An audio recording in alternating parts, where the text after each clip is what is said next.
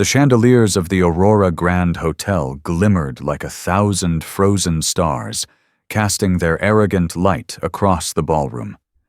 Tonight was supposed to be a celebration of wealth, power, and prestige. But hidden beneath the glitter and gold was a storm that no one could stop. At the center of the room stood Adrian Vale, Wall Street's golden boy. He laughed too loudly, his tuxedo sharp enough to slice through the whispers surrounding him. But what truly captured everyone's attention wasn't Adrian himself. It was the woman clinging to his arm. Nova Sarin, a 23-year-old social media star with fire-red hair and a dress so revealing that it dared the world to look away. The two of them looked like a scene from a tabloid, a powerful billionaire with his young mistress, flaunting a romance in front of Manhattan's elite. Glasses clinked, cameras flashed, but behind the smiles, there was poison. Guests exchanged knowing glances. Some smirked, some gasped, and a few shook their heads. But no one dared to confront him. After all, Adrian Vale wasn't just rich. He was untouchable, or so he thought. Because while Adrian was parading his mistress under the chandeliers, his wife, Lila, was standing at the edge of the ballroom, her hand resting protectively over her swollen belly. Lila Vale, 6 months pregnant, wore a simple ivory dress that didn't glitter under the lights. She didn't need sequins to make a statement. Her eyes, deep with hurt but burning with resolve, were louder than any diamond necklace. She stood still, watching as her husband laughed with another woman as if his vows were dust. It wasn't the first time Adrian had betrayed her. The late-night calls, the secret trips, the whispers of perfume on his suit. She had known. She had endured. She had prayed for change. But tonight was different. Tonight, he crossed a line no woman should ever be forced to accept. Nova leaned in close, whispering something in Adrian's ear, her laugh echoing like glass shattering in Lila's chest. And then it happened. Adrian kissed Nova in full view of investors, tycoons, and flashing cameras. The ballroom froze. Forks clinked against plates. Murmurs rose like waves crashing against marble walls. A pregnant wife left behind. A mistress on display. And a husband too arrogant to care. Lila's hand trembled on her clutch, but her face didn't crumble. Inside, her heart cracked into 1,000 pieces, but she held her chin high. Every humiliation she had endured, every insult, every lonely night, all of it sharpened into one moment of clarity. She would not break. Slowly, deliberately, Lila turned away from the ballroom. Her heels clicked against the marble, echoing like a countdown. A few guests watched her go, pity flickering in their eyes. Others pretended not to notice, too afraid of Adrian's power to intervene. But what none of them knew was that Lila had already made her decision. Back at their penthouse earlier that evening, she had placed a set of papers on Adrian's desk. Divorce papers signed, sealed, irreversible. She had been too afraid for weeks, terrified of raising a child alone. But betrayal had a way of turning fear into fire. Now, as she walked out of the ballroom, she carried more than heartbreak. She carried freedom. Outside, the city air was crisp, heavy with the scent of rain. Lila hailed a car, her hand shaking as she held her belly. Every beat of her heart screamed that this was madness, but madness was better than chains. The car pulled away from the glowing hotel. Behind her, Adrian was still basking in the spotlight, blind to the storm about to crush him. He had no idea that his wife was done begging for scraps of love. No idea that tonight wasn't his victory. It was the beginning of his downfall. Lila's phone buzzed in her purse. She pulled it out, expecting another cruel headline, another reminder of her husband's betrayal. But the message on the screen froze her breath. "Your jet is ready. Please proceed to the private terminal. Everything you need is waiting. Lila blinked. A jet. She hadn't arranged for anything. She had no plan beyond walking out. But the message was clear. Someone powerful, knew what she was going through. And they weren't just offering sympathy. They were offering escape. Her heart pounded as the car turned toward the private airport. She didn't ask questions. She didn't dare hope. But deep inside, a spark lit up. Could it be Tristan Calder, the billionaire CEO Adrian had once mocked at a boardroom table? Tristan, the man with eyes that always lingered a moment longer on her, as if he saw the pain no one else noticed. Lila gripped her belly tighter, whispering to the child inside, "We're leaving, sweetheart. We're leaving tonight." And as the lights of Manhattan faded into the distance, Lila Vale, the woman everyone thought too weak, too dependent, too broken, was about to step into a jet that would carry her away from betrayal, away from humiliation, and into a future no one could have predicted. Because this wasn't the end of her story. It was only the beginning. And when Adrian Vale walked back into his penthouse after his night with his mistress, he would find only two things waiting for him: divorce papers on his desk and an empty home. Lila Vale had once believed in fairy tales.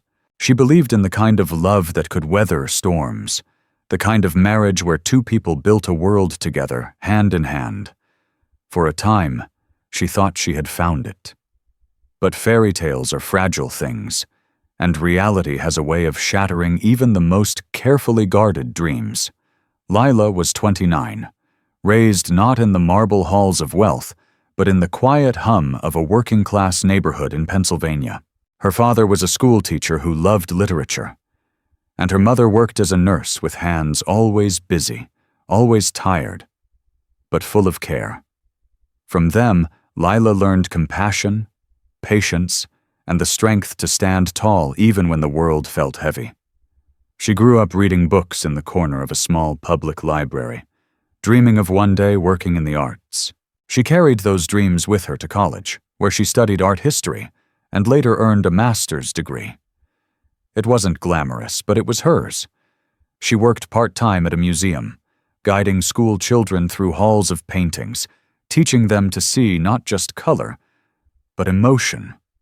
Not just lines, but meaning. Those were her happiest days. Simple, full of quiet purpose. And then she met Adrian Vale. He was magnetic, the kind of man who drew attention without asking for it. At a charity gala she attended with a friend, Adrian walked up to her with a confidence that both startled and intrigued her. His suit was expensive, his smile charming, and when he spoke, it was as though he had the whole world figured out. Lila, with her gentle presence and shy laugh, seemed invisible compared to the glamorous women around him. But Adrian noticed her, or at least he made her believe he did. Their whirlwind romance unfolded like pages in the very novels Lila loved. Flowers at her doorstep, dinners under candlelight, promises whispered late at night.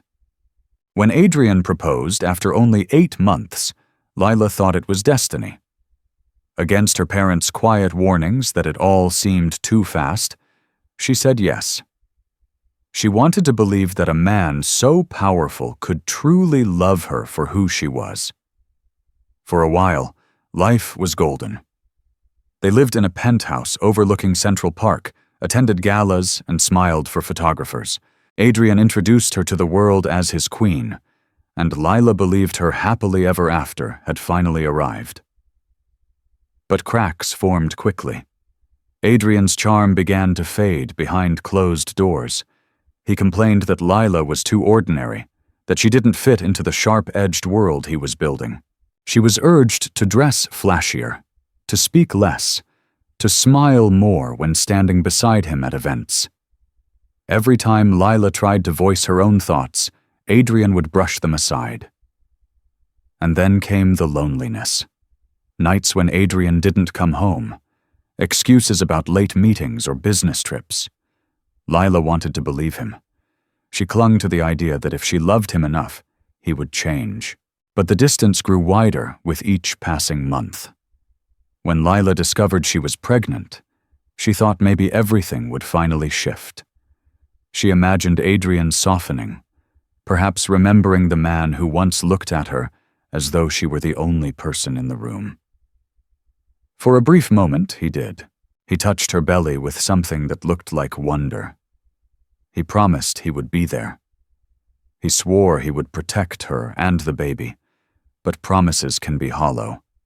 And Adrian's were. As her pregnancy progressed, Lila found herself alone more often than not. The nursery she had hoped to design with her husband was left untouched. Adrian spent his nights at fundraisers and networking dinners that seemed to multiply with suspicious convenience. His phone was always locked. His smile never reached her anymore. Lila bore the loneliness quietly. She hid her tears, telling herself she had to stay strong for the child growing inside her.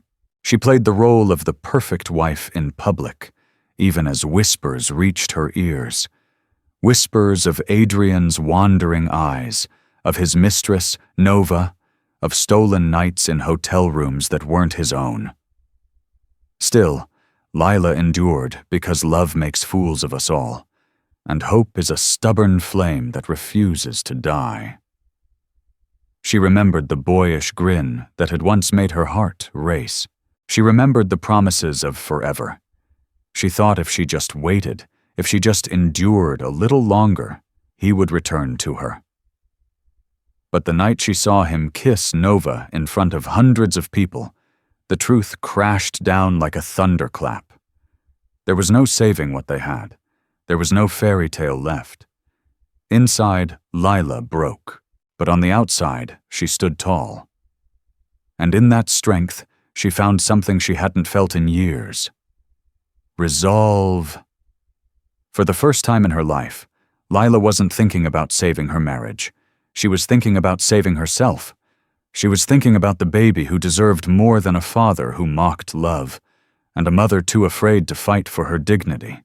The woman who once believed in fairy tales was gone.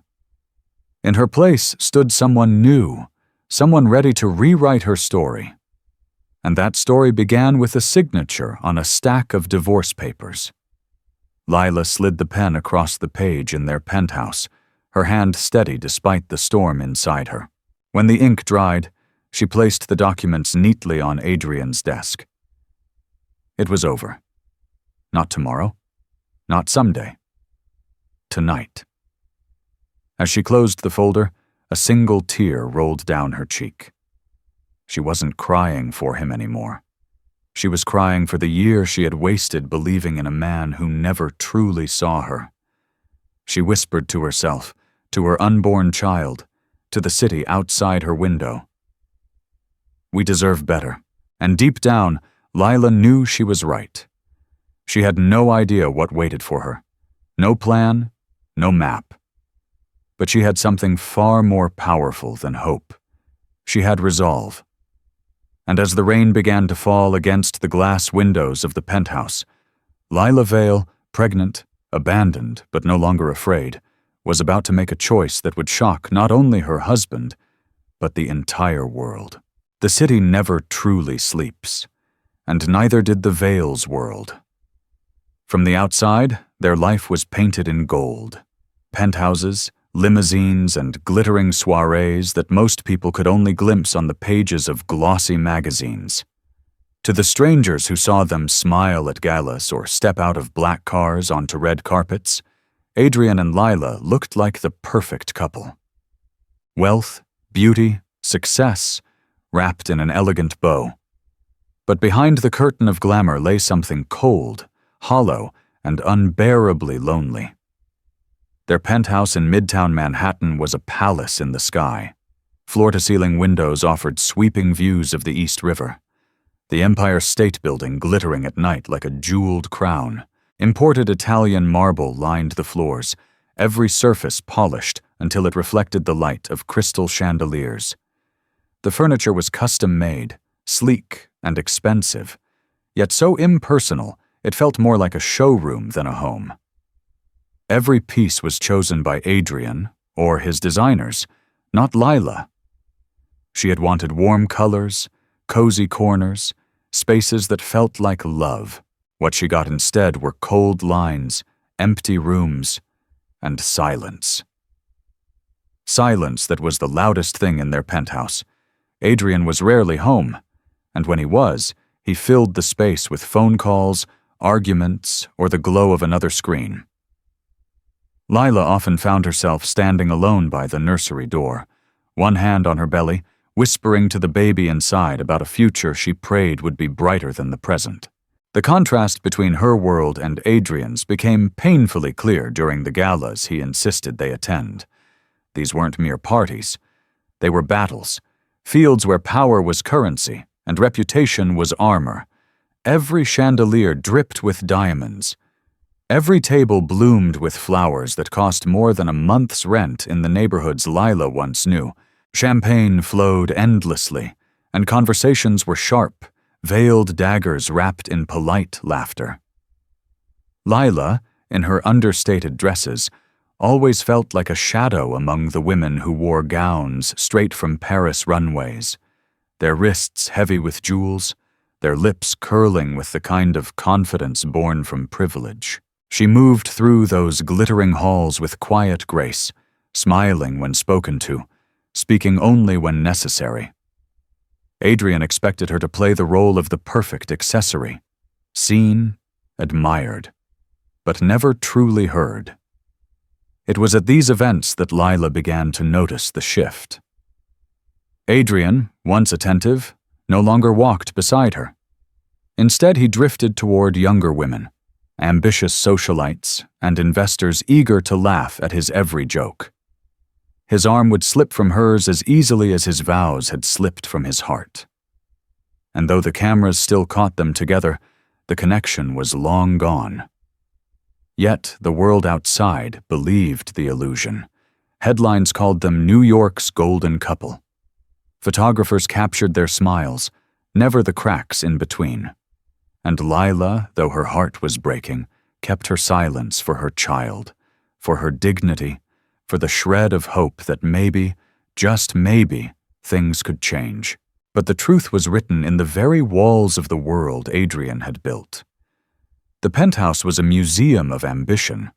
The galas were theaters of betrayal, and Lila was an actress trapped in a role she never auditioned for. One memory lingered in her mind like a wound. It was a gala at the Metropolitan Museum, a night drenched in opulence. Lila had chosen a simple navy gown, elegant but modest. She remembered feeling the baby kick for the first time that evening, a tiny flutter of life reminding her that she wasn't truly alone. She had smiled to herself, placing a gentle hand on her stomach. Adrian hadn't noticed. He was too busy whispering in Nova's ear near the champagne fountain, his hand grazing the small of her back in a gesture that once belonged only to Lila. People saw, they whispered. Some pitied Lila, others delighted in the scandal. She had stood there, back straight, eyes forward, swallowing the lump in her throat until it felt like she would choke. After the event, as their car drove home through the sparkling city, Lila had turned to Adrian, her voice trembling but firm. "Adrian, please, this isn't right. We're having a baby. I need you with me." He had laughed, cold and dismissive. "Don't be dramatic, Lila. This is how the world works. You'll get used to it." Those words echoed in her head long after.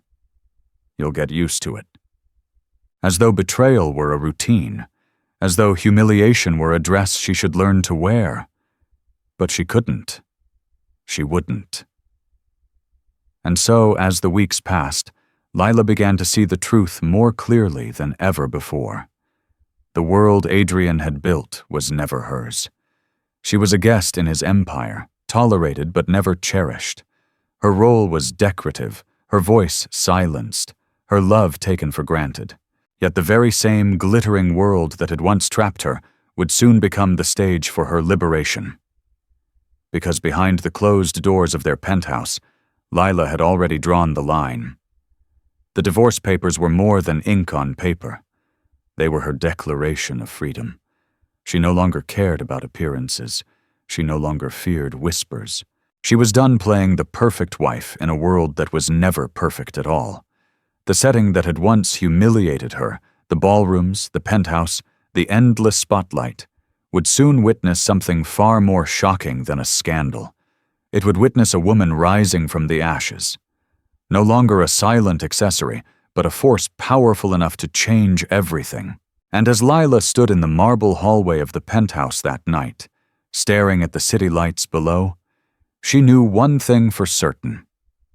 The glamorous world Adrian prized above all else was about to become the very stage of his downfall. Every story has a villain, but villains rarely see themselves that way. In Adrian Vale's mind, he was not a betrayer, not a liar, not a man tearing his family apart. No, Adrian saw himself as a king, entitled to take whatever he wanted because he had built an empire with his own 2 hands. But to Lila, to those who truly watched, Adrian wasn't a king at all. He was a man consumed by arrogance, by hunger, by the shallow applause of strangers. Adrian hadn't always been rich. He was raised in Queens by a father who worked construction and a mother who managed a diner. Life was modest, money scarce, but Adrian's ambition burned hotter than the lights of Times Square. He clawed his way through college with scholarships and sheer determination, and by his late 20s, he had already made a name on Wall Street. His rise was meteoric, fueled by charisma, charm, and a cutthroat instinct that made investors trust him and fear him. By the time he met Lila, Adrian had enough wealth to buy anything, but not enough to quench the thirst inside him. At first, Lila's kindness had been a novelty. She was different from the women in his circles, gentle, sincere, untainted by greed. She adored him without question, and for a while, Adrian enjoyed being her hero. But arrogance is a disease, and Adrian was already infected. He grew restless. Lila's simplicity, once refreshing, now felt dull to him. She wanted love, home, a family. He wanted power, excitement, conquest. He started craving the rush of being desired by others, the thrill of stepping into a room and knowing every woman wondered what it would be like to be on his arm. And then came Nova Saren. At 23, Nova was everything Lila was not. Or so Adrian believed. She was loud where Lila was soft. She was bold where Lila was modest. She knew how to work a camera, how to pose, so every angle screamed perfection. She was a rising social media influencer, a girl who turned her life into a spectacle, her beauty into currency. They met at a networking event Adrian attended alone. Nova had maneuvered her way into the party, though she had no real reason to be there. She wasn't an investor or a partner. She was simply beautiful, and that was enough. Adrian noticed her instantly. The red hair, the daring dress, the laugh that rang through the air like a bell no one could ignore. To Adrian, Nova was temptation wrapped in sequins. To Nova, Adrian was opportunity in a tuxedo. Their chemistry was instant, their motives clear. She wanted the spotlight. He wanted the thrill. Within weeks, rumors spread through Adrian's circle, whispers of late-night rendezvous, of hotel suites charged under other names, of a woman half his wife's age clinging to him at rooftop bars. Lila heard the whispers. She chose silence. Adrian, on the other hand, relished them. He liked the power of flaunting what everyone suspected but no one dared to confront. He began bringing Nova closer to his business world, introducing her at events as a consultant, seating her at tables meant for investors. The audacity only fueled his pride. Behind closed doors, Adrian justified everything. "I deserve this," he would mutter to himself, pacing in the penthouse office. "I've worked too hard, sacrificed too much. Lila will always be there, but I need more. More." That was his poison. More money, more attention, more women. And Nova gave him exactly that. She stroked his ego, laughed at his jokes, posed beside him for secret selfies that she would leak strategically to her followers. With every stolen moment, Adrian drifted further from the man Lila had married. To the world, he projected strength, but in truth, Adrian was weak. Weak to temptation, weak to vanity, weak to the need for validation. He mistook cruelty for power, betrayal for freedom. He paraded Nova around as though humiliating his pregnant wife made him untouchable. And Nova, she played her role flawlessly. She was not in love with Adrian. Love was never her goal. She was hungry for status, for access, for the thrill of watching a powerful man bend the world for her. She mocked Lila in whispers at parties, giggled about her old-fashioned dresses, and sneered that Adrian was wasted on a boring housewife. To Nova, Lila was invisible, an obstacle she had already conquered simply by existing on Adrian's arm. Together, they were poison disguised as glamour. Adrian, the husband who betrayed without shame. Nova, the mistress who thrived on cruelty. They strutted into ballrooms as if the world belonged to them, oblivious to the storm brewing just beyond the marble doors. But villains never see the ending coming. Adrian thought his empire was untouchable, his wife too weak to fight back. Nova thought she was on the fast track to becoming Mrs. Vale. Neither of them realized that the woman they mocked, the woman they dismissed, was gathering a strength more powerful than their arrogance. And soon the ballrooms that had once echoed with Adrian's laughter would bear witness to his disgrace. Because while Adrian kissed Nova under the chandeliers, his pregnant wife was already preparing a reckoning that neither of them could escape. The night of betrayal was not hidden in shadows. It was not whispered in secret. It unfolded under chandeliers, in front of cameras, in a ballroom filled with the city's elite. If humiliation could be measured, Lila Vale had just endured a hurricane. The gala was the annual Bright Horizons charity ball, one of the most exclusive events in Manhattan.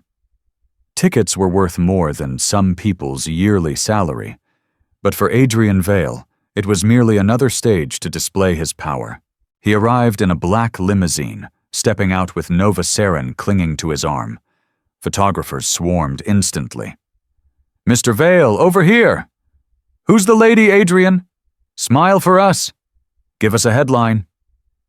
And he did. He tilted his head toward Nova, his lips brushing her cheek as the flashes burst like fireworks. The image was captured, immortalized, and within hours it would circle social media. The billionaire with his mistress, laughing as though the world belonged to him. But what Adrian didn't expect was Lila. She hadn't planned to attend. She hadn't wanted another night of fake smiles and whispered pity. But something in her heart told her to go. Not for Adrian, not for appearances, but for herself. She chose a gown of soft ivory silk, simple but timeless. The kind of dress that didn't scream for attention, yet commanded it by its quiet dignity. Her hair swept back, her eyes steady. Lila arrived at the gala alone. When she entered, the room shifted. Conversations faltered, glasses froze mid-air. She was radiant, not in jewels, but in resolve. And though her belly showed her pregnancy clearly, it was not a symbol of vulnerability tonight. It was a symbol of strength. Adrian's smirk faltered the moment he saw her. For the briefest second, his mask cracked. He hadn't expected her to come. He hadn't expected her to walk into his kingdom of deceit. But Nova, ever the actress, leaned closer to him, whispering loud enough for Lila to hear. "She looks like she came from a thrift store." Then she laughed, tossing her red hair as though mocking a queen in exile. Lila didn't respond. She didn't need to. Her silence was sharper than any insult. She simply crossed the ballroom, her heels clicking against marble, her presence undeniable. And though the whispers rose around her, she kept her chin high, her eyes unflinching. "Lila," Adrian said finally, his voice low, taut with irritation. "You shouldn't be here." But Lila only looked at him, her husband, the father of her child. And for the first time she felt nothing. No love, no longing, only a hollow finality. She leaned closer, her voice calm but cutting. "I won't be here much longer." And with that, she turned and left. What Adrian didn't know, what the cameras couldn't see, was that Lila had already made her move hours earlier. Before coming to the gala, she had walked into their penthouse with steady steps. On Adrian's desk, beside his leather-bound planner, she had placed a manila folder. Inside were the divorce papers, signed and final. Her handwriting, firm and elegant, sealed the end of their marriage. She didn't leave a note. She didn't need to. The paper spoke louder than any words ever could. Back in the ballroom, Adrian tried to shake off the encounter. He laughed too loudly, held Nova too tightly, poured himself another glass of champagne. But inside, a seed of unease had been planted. For the first time, he felt something slipping out of his control. Meanwhile, Lila's car pulled away from the gala. She looked out at the city lights, her reflection staring back from the tinted window. Her heart raced, her stomach twisted, but her hands didn't tremble. The tears that once came so easily were gone. In their place was fire. She had chosen her moment carefully. Adrian would not discover the papers until he stumbled home in the early hours, drunk on champagne and arrogance. He would open the folder expecting contracts, deals, maybe an invitation. Instead, he would find his world unraveling in ink. The betrayal he thought was his weapon had become his undoing. Lila leaned back in the car seat, whispering to the child within her, "It's over. He doesn't own us anymore." But fate had one more twist waiting. As the car neared the West Side Highway, Lila's phone buzzed with a new message. Her breath caught when she read it. "Mrs. Vale, your jet is ready. Private terminal, gate 4. Everything has been arranged." Lila blinked, stunned. She hadn't told anyone she was leaving. She hadn't told a soul about her decision. So, who could have prepared this? Her mind raced. Could it be Tristan Calder? The billionaire CEO? Adrian's rival? The man with eyes that always lingered just a moment longer on her, as though he saw the pain no one else noticed. She didn't know for certain, but something told her the message was no accident. Her driver glanced in the rearview mirror. "Ma'am, should I head to the terminal?" Lila hesitated only a moment, then she nodded. "Yes, take me there." The city blurred past her window as the car sped toward the airport. For the first time in years, Lila felt something she thought she had lost. Possibility. The weight of chains was lifting, replaced by the rush of a future unknown, but hers to claim. Back at the gala, Adrian was basking in the glow of his mistress's laughter, oblivious to the storm waiting in his penthouse. Nova draped across him like a crown of thorns. He raised a glass as if toasting his own invincibility. But what he didn't realize was that the empire he worshipped, the marriage he had mocked, the life he thought he controlled, was slipping through his fingers like sand. And when the night ended, Adrian would return to find a silent penthouse, a manila folder, and the shocking truth. His pregnant wife had left not just the gala, but his life, boarding a jet that would carry her away from him forever. The car ride to the private terminal felt endless. Outside the tinted windows, Manhattan's neon lights blurred into streaks of golden crimson, but Lila hardly saw them. Her mind replayed every betrayal, every lonely night, every cruel word Adrian had spoken to her. For the first time, the reality of her choice crashed down on her with brutal force. She was leaving not just a man, but a marriage, a home, a life she had built with trembling hope. Her chest tightened, panic clawing at her throat. What was she doing? Where was she going? She had no plan, no certainty, only a message from an unknown sender telling her a jet was waiting. Tears welled in her eyes, hot and uncontrollable. She pressed a hand to her belly, whispering, "I'm so sorry, baby. I don't know what's going to happen." Her voice cracked, trembling as though speaking the words out loud made her failure real. The car pulled into the private terminal.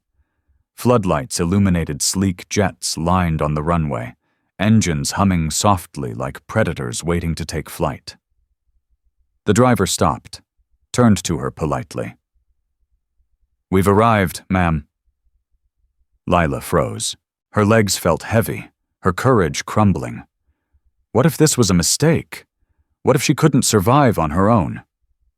She had lived under Adrian's shadow for so long that independence felt like a foreign country, terrifying and unknown. Her phone buzzed again. Another message. "Everything will be all right. Step forward. You are not alone." Lila's throat tightened. She wanted to believe it, but doubt screamed louder. She stumbled out of the car, the night air biting against her skin. The terminal was quiet, eerily so, as if the world itself was holding its breath. She walked slowly toward the lit hangar, each step heavier than the last. Her body trembled, not from cold, but from fear. She had never felt so vulnerable, pregnant, abandoned, betrayed, and now on the edge of a decision that would define the rest of her life. The tears came harder, breaking past the walls she had tried to build. She leaned against her suitcase, sobbing silently. She thought of the nursery back in the penthouse, still empty. She thought of the way Adrian once kissed her forehead, a memory so distant it felt like a lie. She thought of her parents back in Pennsylvania, who had raised her to be strong, but never imagined she would face a storm like this. "I can't do this," she whispered. "I can't." Her knees buckled. She sank onto a bench outside the hangar, her face buried in her hands. For a moment, the world shrank into a tunnel of despair. She imagined the headlines already swirling. Pregnant wife abandons millionaire husband. The gossip, the judgment, the whispers. She could hear them all in her mind. What if she was making a terrible mistake? What if she couldn't provide for her child? What if Adrian was right, that she was ordinary, weak, replaceable? The fear consumed her until she could barely breathe. She gasped for air, trembling, her tears falling onto the marble floor beneath her shoes. She thought of going back. Just once, she thought of walking into the penthouse, picking up the divorce papers, pretending none of this had happened. Maybe Adrian would forgive her for daring to leave. Maybe he would let her stay, even if only as a shadow in his world. At least then she wouldn't be alone. The thought was poison, but desperation makes poison taste like salvation.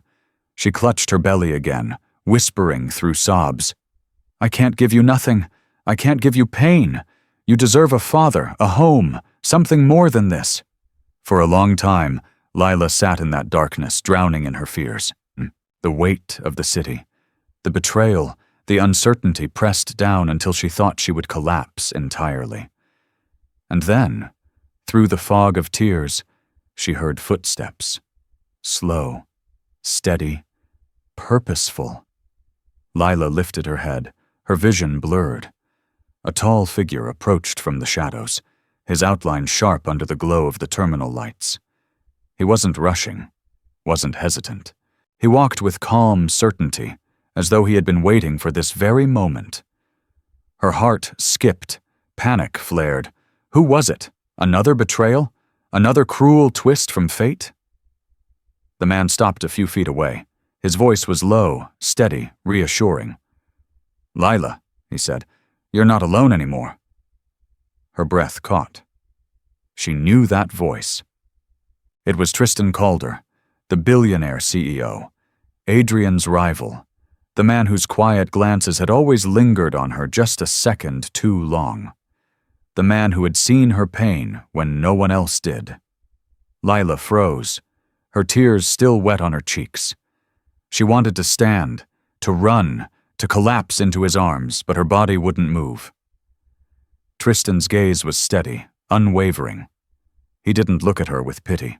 He didn't look at her with judgment. He looked at her as though she was more than the broken wife of a cheating husband.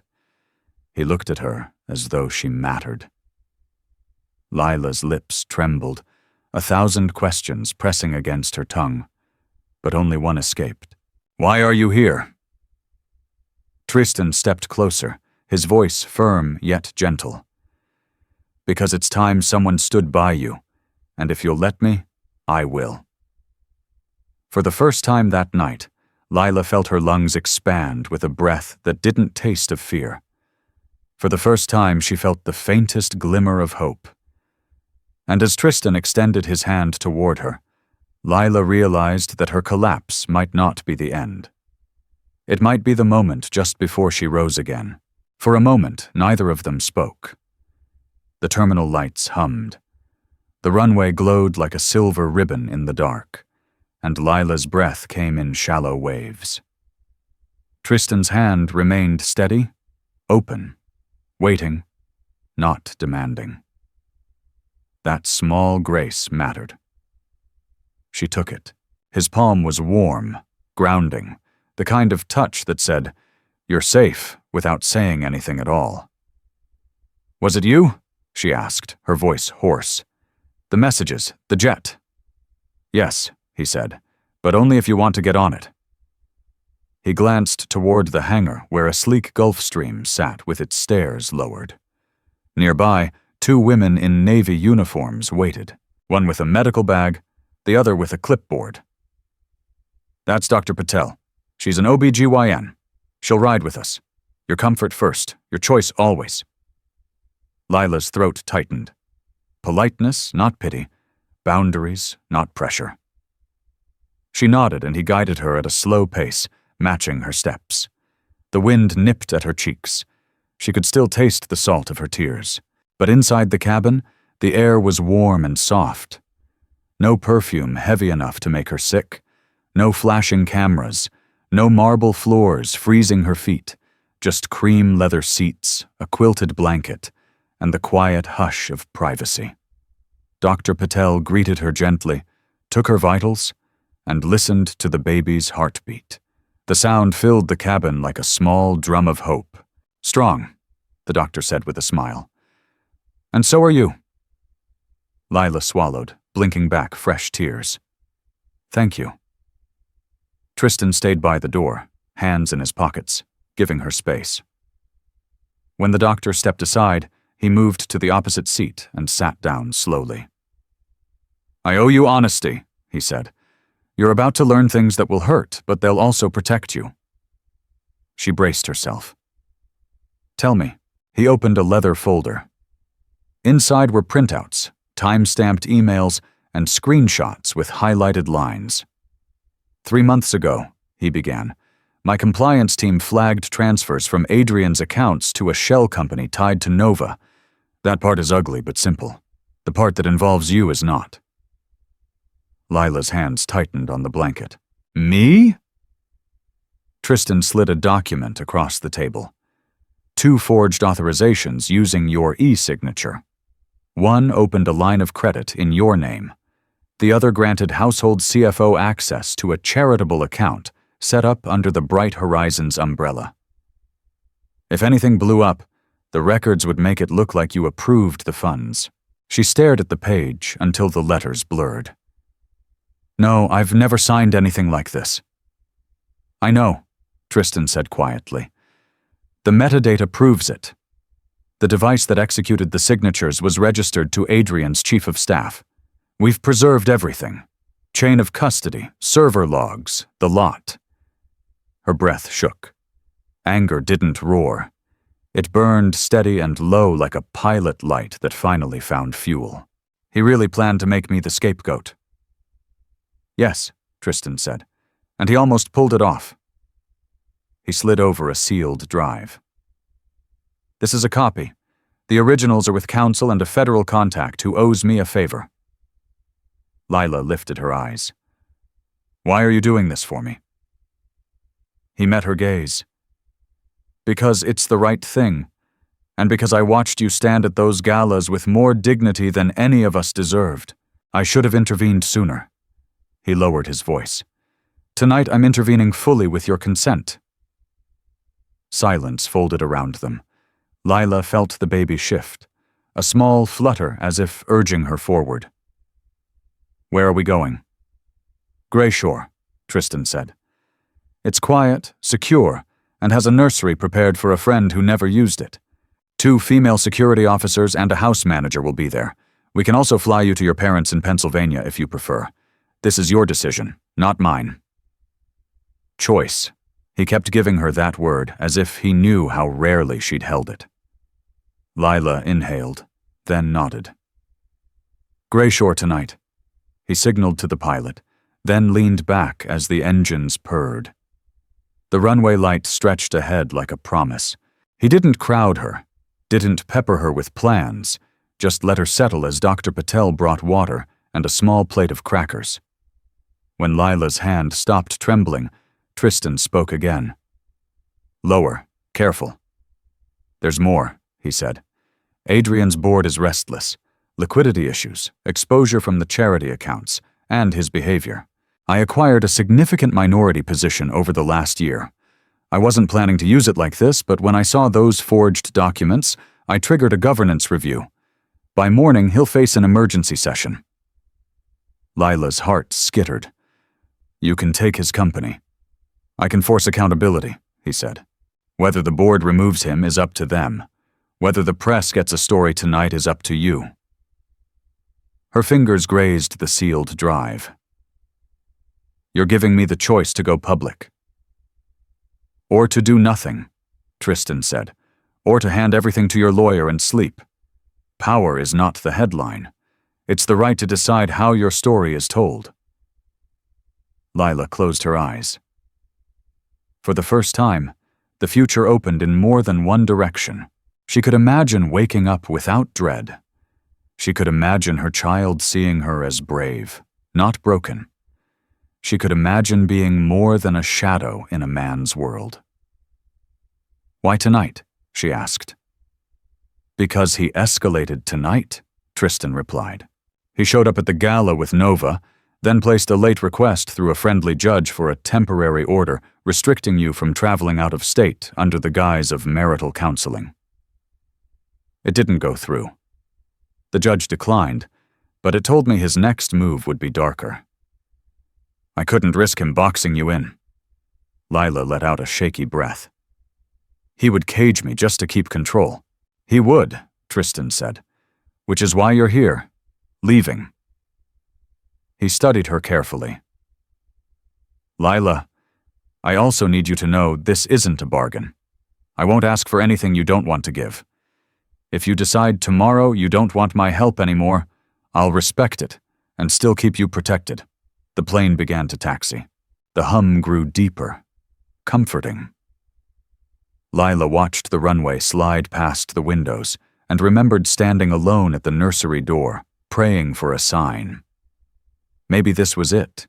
Not rescue, not a fairy tale, just a good man offering a safe road when the one behind her had collapsed. Thank you, she said. The words were small, but they carried everything. Tristan nodded once. Rest. Dr. Patel will check on you during the flight.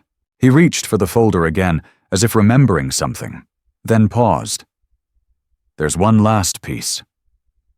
He turned a page to a photo. Adrian and Nova at a private club, faces close. Nova holding a phone toward a contract on a table. On the contract, Lila's forged signature gleamed under the camera flash. Another leak? Lila asked. A leak we can control, Tristan said. We can time it or we can bury it. Your call." Lila stared at the evidence, feeling the last ties snap clean. She didn't feel small anymore. She didn't feel helpless. She felt ready. The flight attendant stepped forward to secure the cabin. The pilot's voice came through the intercom, calm and crisp. "Cabin secure, cleared for takeoff." Then Tristan's phone vibrated against the table. He glanced down, his jaw set. "What is it?" Lila asked. He turned the screen so she could see the message from his head of security. "Adrian's team just called in a wellness check at your parents' house. Local police en route. Intent, intimidation, we're on it." Lila's pulse jumped. Anger rose clean and fierce. "He won't stop." "No," Tristan said. "But we will." He tapped a reply, then looked at her. "Do you still want to go?" She lifted her chin. "More than ever." The engines roared, the plane gathered speed, and the runway lights blurred into a bright river. Lila reached for the armrest, and Tristan's hand found hers, steady and sure. The nose lifted, the weight fell away, and the city dropped beneath them like a past she no longer had to carry. Another buzz, another message. Tristan read it, a shadow crossing his face, then met her eyes. "They moved faster than I expected," he said. "Adrian just filed an emergency claim that you misappropriated marital assets. He's trying to freeze your accounts tonight." Lila exhaled, not with fear this time, but with resolve. "Then we'll move faster." The plane climbed into open night, stars scattered like quiet witnesses beyond the glass. Lila pressed a hand to her stomach and whispered, "We're safe." Tristan's phone lit once more. He glanced down, then smiled. Brief and certain. "Your lawyer just got the freeze denied, and the board called the emergency session for 7 a.m. Lila turned to the window, the dark ocean widening beneath them, and felt the first true peace she'd known in months touch the edges of her heart. And then, just as the cabin lights dimmed, a new notification flashed across Lila's screen. A live video from Nova's account titled "Blazing Midnight Confession." The veil secret watched by thousands and climbing. The jet cut through the night sky, carrying Lila toward a future she could barely imagine. Her collapse had left her fragile. But Tristan's revelations and his unwavering presence planted something deeper than survival. For the first time in months, she wasn't only thinking of escape. She was thinking of becoming someone her husband could never crush again. When the plane landed on the coast, dawn painted the horizon in strokes of orange and violet. Lila stepped onto the tarmac, the salty wind brushing against her face. Grayshore loomed nearby, not ostentatious, but commanding, a sleek glass and stone home overlooking the Atlantic. Unlike Adrian's penthouse, cold, staged, built to intimidate, this house breathed openness, warmth, and quiet strength. Inside, Lila was shown to a suite prepared just for her, soft ivory drapes swayed by the balcony doors, and a cradle sat by the window, as though waiting for a story to begin.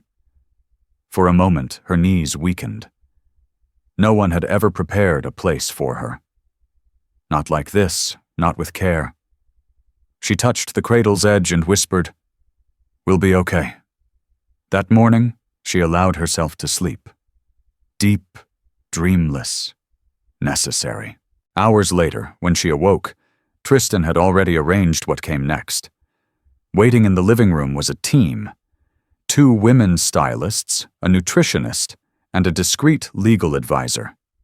Lila hesitated at first, clutching her robe, her voice shaking. "I don't want to be someone I'm not." Tristan's reply was calm, but certain. "You're not changing who you are. You're reclaiming what he tried to bury." The transformation began. Her tangled hair, neglected in weeks of stress, was cut into waves that framed her face with new strength. Her wardrobe, once dictated by Adrian's approval, safe, muted, designed to blend, was replaced with colors that reflected her. Deep blues, emerald greens, silk dresses that celebrated her pregnancy instead of hiding it.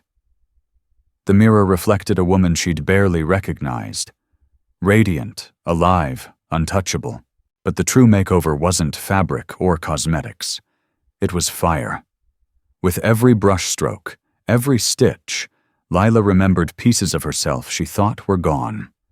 The girl who had dreamed of starting a foundation for children. The woman who once believed she was worthy of love and respect. The mother who vowed to give her child a life free of chains.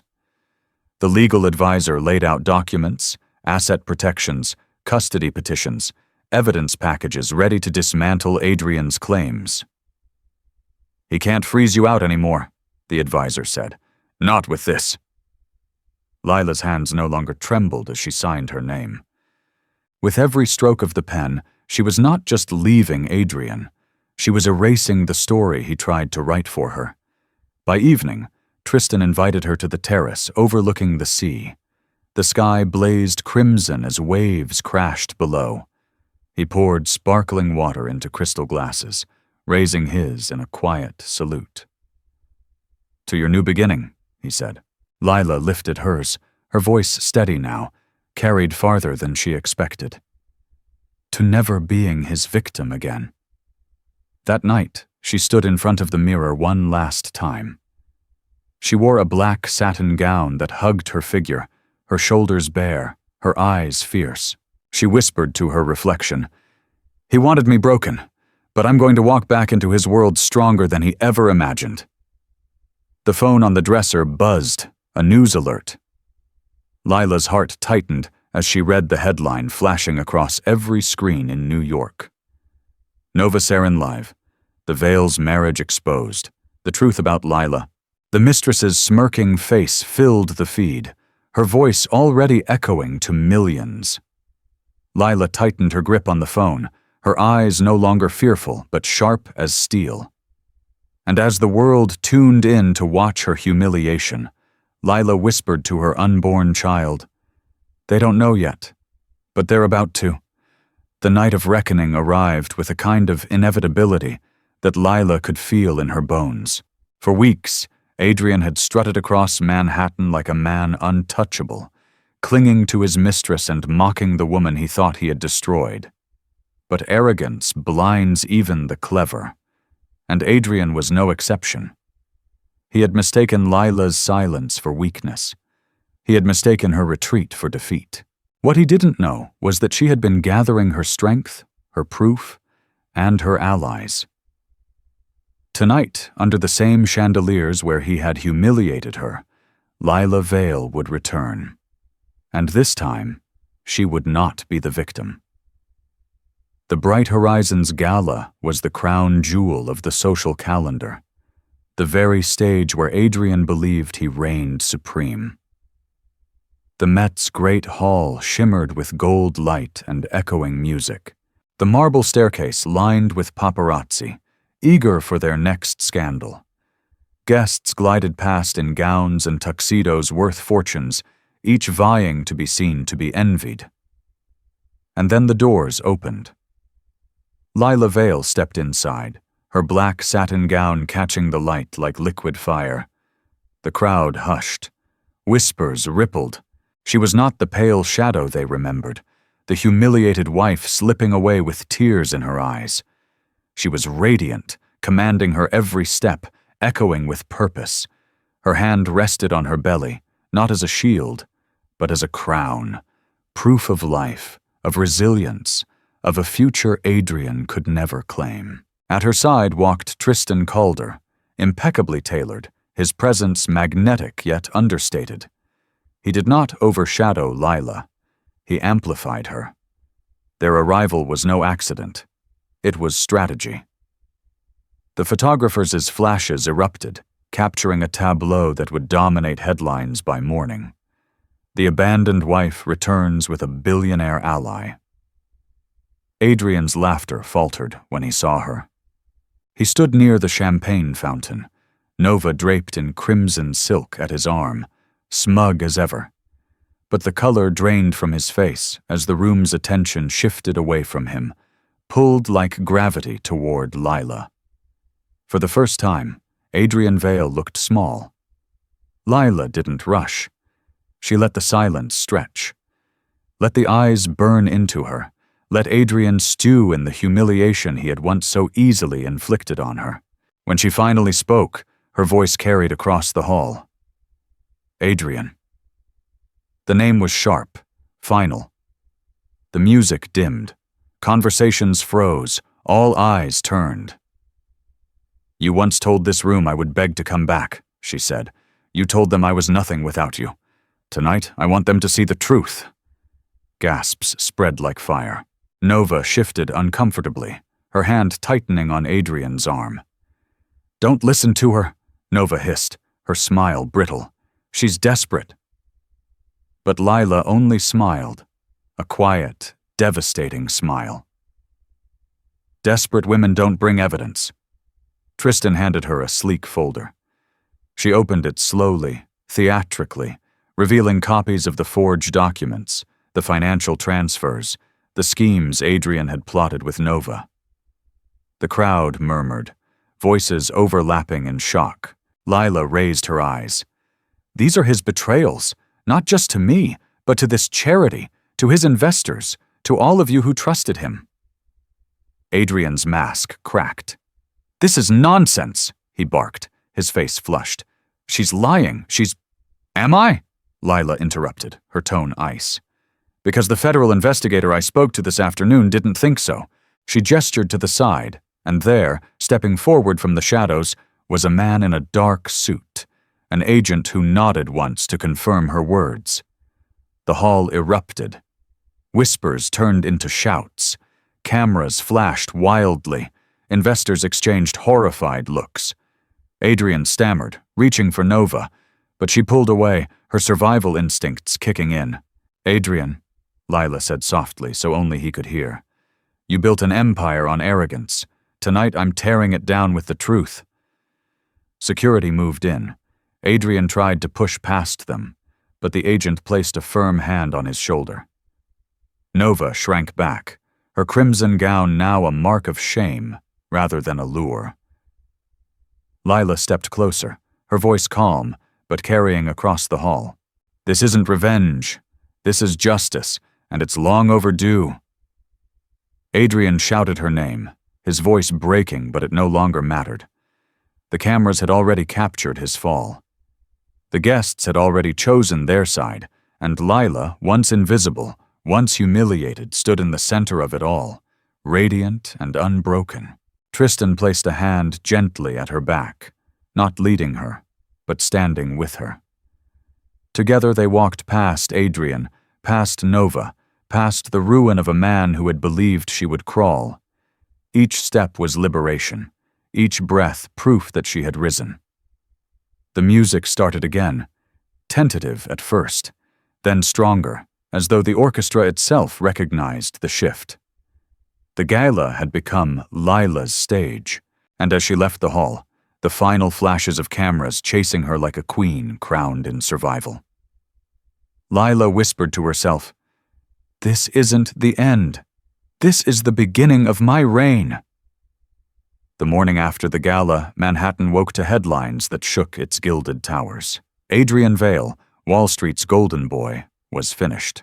His smiling face was splashed across every newspaper. But this time, it wasn't triumph they captured. It was disgrace, fraud allegations, Mistress betrayal, federal investigation. The empire he built on arrogance crumbled in a single night. And at the center of every story was Lila, no longer the humiliated wife hiding in the shadows. She was the woman who had stood her ground, exposed the truth, and walked away stronger. For once, the spotlight didn't burn her. It crowned her. Inside Grayshore, the morning was quiet. Sunlight poured through glass walls, warming the hardwood floors. Lila sat on the terrace, wrapped in a shawl, her hands resting gently over her belly. For the first time in months, she wasn't trembling. For the first time, she felt safe. The baby kicked a soft flutter that drew a smile to her lips. "We did it," she whispered. "We're free." Behind her, Tristan stepped out with 2 mugs of tea. He placed one before her, then leaned against the railing, his eyes on the horizon. He didn't rush her with questions, didn't demand gratitude. He simply existed beside her, steady as the tide. Lila studied him quietly. There had always been something about Tristan, something beyond the wealth and the power. It was the way he looked at her, not as an ornament or a liability, but as a person who mattered. She had seen that in his eyes long before she'd admitted it to herself. "Why me?" she asked finally, her voice soft. "Out of everyone in that room, why did you choose to help me?" Tristan turned to her, his gaze unwavering. "Because you remind me that power doesn't have to be cruel, and because I've watched you endure more than anyone should. Lila, I didn't just want to protect you. I wanted to stand beside you." Her throat tightened, tears threatening. But these weren't the tears of humiliation she had cried for Adrian. These were tears of release, of healing, of finally being seen. Days turned into weeks. The investigation into Adrian deepened, his accounts frozen, his mistress vanishing as quickly as she had appeared. He tried calling Lila, pleading, threatening, bargaining. She didn't answer. She didn't need to. The man who once controlled every part of her life had no power over her anymore. Instead, Lila focused on building something new, with Tristan's guidance, but more importantly, with her own vision. She began drafting plans for a foundation, a place that would provide resources for women left broken by betrayal, for mothers who had nowhere to turn, for those who needed what she had once prayed for, a second chance. When she walked into her first board meeting, her gown replaced with a simple navy dress, and her hair pulled back with purpose, the room quieted. No longer was she Adrian's wife. She was Lila Vale, founder, mother, survivor. She didn't just have a story, she had a mission. Tristan attended that meeting not as a savior, but as support. He sat quietly, letting Lila's words fill the room. And when she finished her presentation, when the board erupted into applause, Tristan's eyes held pride, not for what he had done for her, but for what she had become. Months later, the foundation's gala was announced. Not in Adrian's world of arrogance, but in Lila's world of healing. The same chandeliers that had once witnessed her humiliation now shimmered above her triumph. Guests gathered not to gossip, but to celebrate resilience. Lila stood at the podium, her child asleep in a cradle nearby, her voice steady as she addressed the crowd. "For too long, I believed my worth was tied to someone else's opinion. I believed silence was strength, and endurance was love. But tonight, I stand here to tell you strength is walking away from what destroys you. Love is protecting yourself and those who depend on you. And worth is something no one can take unless you give it away." The applause thundered. Tears glistened in strangers' eyes. Lila felt her own heart expand, not with pride, but with peace. As the night wound down, she found herself on the terrace again, the city lights glowing like fireflies. Tristan joined her as he always did, not filling the silence but honoring it. He looked at her with quiet respect, with something more lingering behind it. "Lila," he said finally, his voice low, "you don't need anyone to complete you. You've proven that. But if you ever decide you want a partner, not out of need, but out of choice, I'd be honored if you chose me."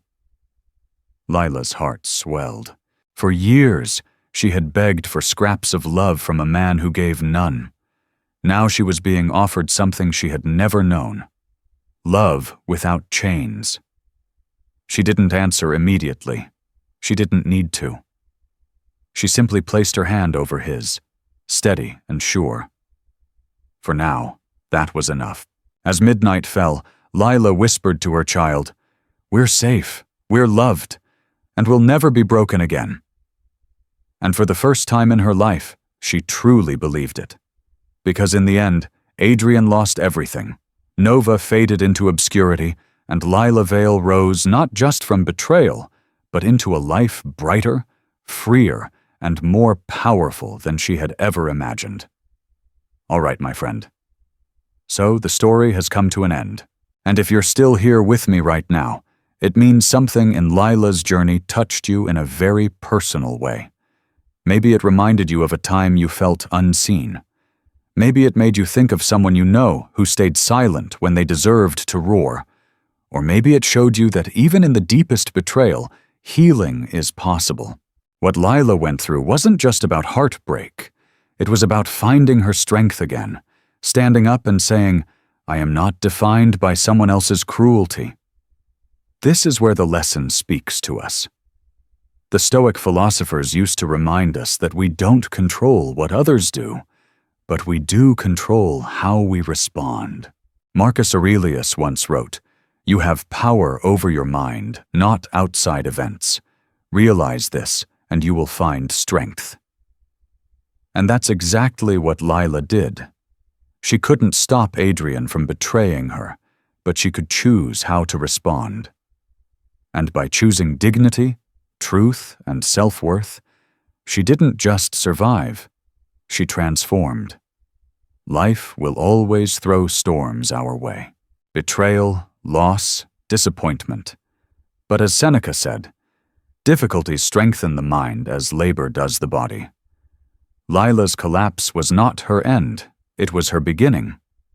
And maybe that's a reminder for you too.